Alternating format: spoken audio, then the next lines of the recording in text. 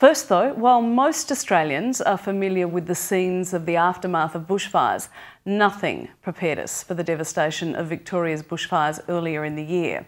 While the Royal Commission into what is now known as the Black Saturday fires continues, experts are working together to establish what happened and what can be done to protect lives and property in the future. My first guest is Paul England from Exover Warrington Fire. So Paul, what research has been done into the recent or any bushfires? Well, it's too early to consider the findings from the the fires on Black Saturday. Those results will be published in due course and undergo scrutiny via the scientific community. But in the meantime, we have an extensive range of studies from earlier bushfires and laboratory research that we can draw upon. And what sorts of things have been looked at in detail in these research? Well, there's a range of issues. Matters such as how fire spreads from the fire front to buildings, fire-resistant design of buildings, and many of the findings from this research have been included in recent standards.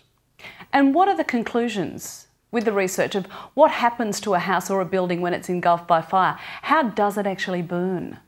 Well, the studies from just about every bushfire previously have indicated that the predominant risk is from the attack by embers. The embers are carried on the wind and they can penetrate the house through openings, through gaps or lodge in gaps, and cause ignition, sometimes directly of the fabric and furnishings within a house. Closer to the fire front and in a lot fewer cases, fire can spread directly due to radiant heat from the fire front or due to direct flame contact. Now, Paul, can you tell me about the new Australian standards? Yes, the newest Australian standards have been published in February this year following the fires. They capture much of the research, as I've said before, and they're looking at a broader range of site assessments. So in some of the design aspects of homes, what do you see are the weakest design aspects? Well, from previous editions of the standards controlling construction in bushfire-prone areas, windows were a particular weakness that's been addressed in the new standard. There are also weaknesses in the design of buildings close to the fire front. So if the fire front gets very close to houses, they were perceived as being weaknesses.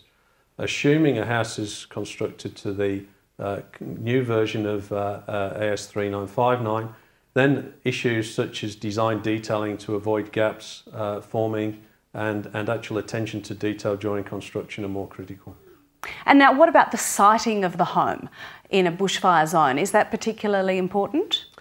Yes, there are a number of items apart from construction of the building that are absolutely critical and can be more important.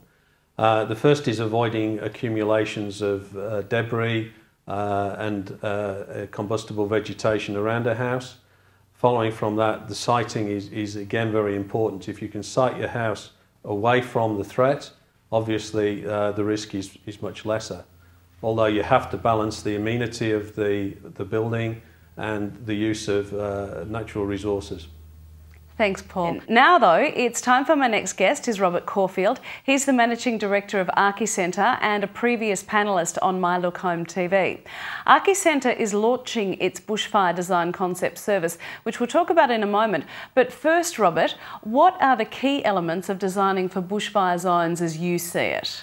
Well, Susie, there's a lot of debate about what should be done in designing in bushfire areas because the intensity of the fires in Victoria that we saw this summer was such that I think that everything that we've seen before was ancient history. A lot of our regulations were based on the fires in Canberra a number of years ago, but the fires that we've had here are far more intense, and we need to look at designing homes in a whole different way.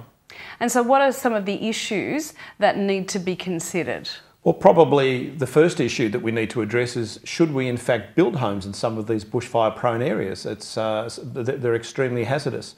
And if we do, should we actually force people to evacuate, or should we still maintain the concept that we've got now, which is stay and fight the fire or flee?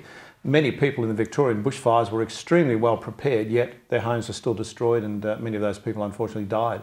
So why do you think there are bushfire-prone areas where no building should be permitted at all? I mean, don't people feel they have the right to live wherever they want? Well, the Australian forests are unique. They're extremely combustible, more so than almost anywhere else in the world. And it's a major problem for us because many people in designing a home or deciding to build in a forest area, most people stay in a home for 7 years. So subsequent families forever after are moving into areas perhaps they don't realise what the danger is.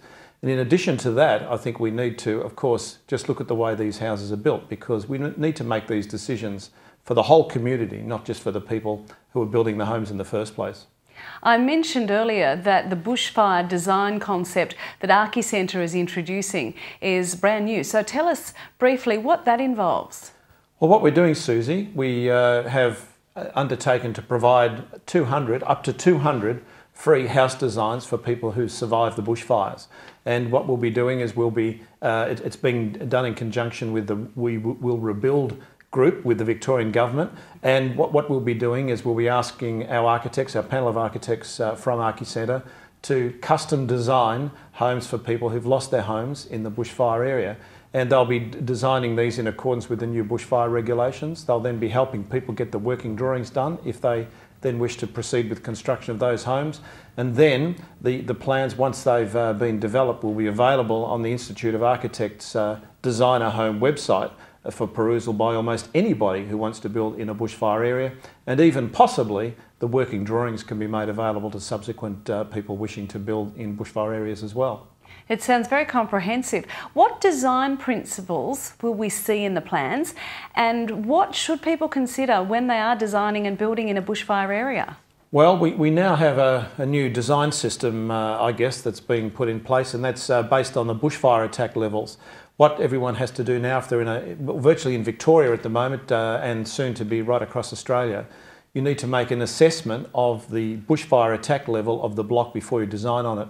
And it varies from the chart, as we can see, from a bushfire attack level, a BAL of low, right through to BAL FZ, which means fire zone. In the low areas, you don't really need to do much at all. Most homes will comply. But once you get up to the fire zone areas, you need to include many fire-resistant features in the home, which of course will affect the way it's designed and the way people live in it as well. Will it also affect the cost? I mean, does incorporating these design principles add to the cost? Well, there is some modest increase in cost. We estimate at this point in time that by the time you've added in things like fire shutters on windows, fire shutters on doors, and you've put sarking underneath the roof, that's the insulating material underneath the roof to prevent embers, as Paul was talking about. In a high fire zone level, it could add up to 8%. In a moderate fire zone level, it could add 4% to the cost of a house. So they're not large amounts of money, but they will in fact make the homes a lot more resistant to bushfire attack. Thanks, Robert.